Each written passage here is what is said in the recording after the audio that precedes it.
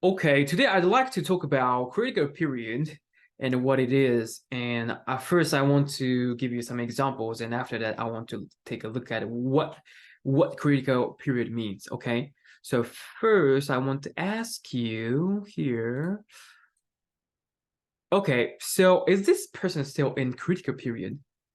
A learner, about like 5 years old and who has started to study the second language. Do you think he's still in the critical period? Answer is yes, still in critical period. Okay.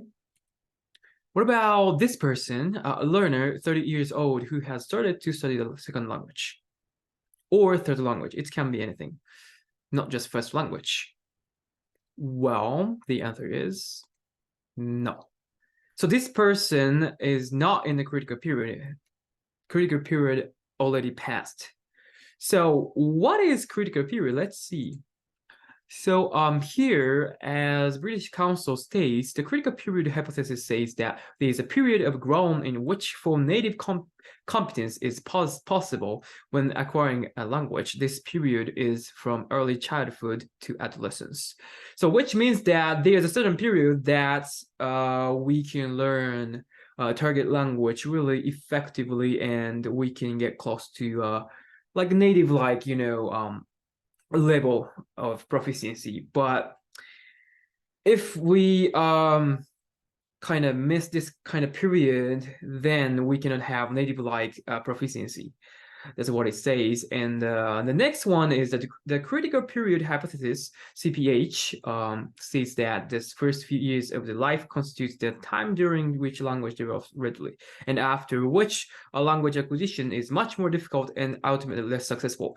The example is that, usually if we start to learn new language as an adult, right, like after you turn you turn 20 years old, for example, or 25, like, you know it's really hard for us to learn new language, right? Especially pronunciation. Phonological skills is one of the really difficult areas to improve as a second language learner or third language learner. Doesn't have to be second, but as I say, like when you start to learn new language, it is very difficult for us to acquire a certain proficiency, especially if we are adult and if it is after critical period, right? And the critical period is around, like after puberty, so it can be like from 10 to 17 years old, or sometimes some scholars say like it's between, age 5 and puberty. That's, as like Wikipedia says.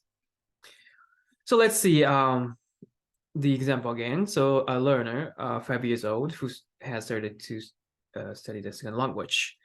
He's still in a critical period, and he can, he has ability to acquire like native like proficiency. This person study the second language, right? So he's still in a critical period. But on the other hand, this lady, who is 30 years old, is not in the critical period.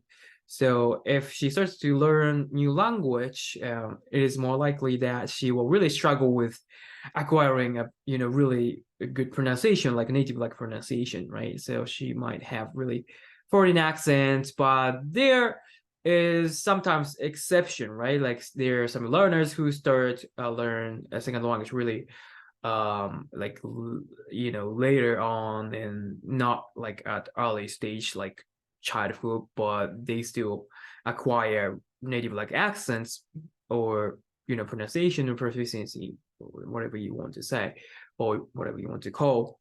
But usually, like, what's going to happen is that it will be very difficult for a late language learner. Let's say like late, like they started to learn language late, so late language learners. So it'll be very difficult for late language learners to acquire native like proficiency. So the answer is no. Okay, thank you for listening. to my presentation, and it was, you know, about critical period, and this is like a period that some learners struggle with learning new language, especially they're, you know, adults. But, you know, for children, because of brain plasticity, they relatively, you know, easily like acquire that new language or second language or target language, whatever you want to call. Okay, thank you for listening.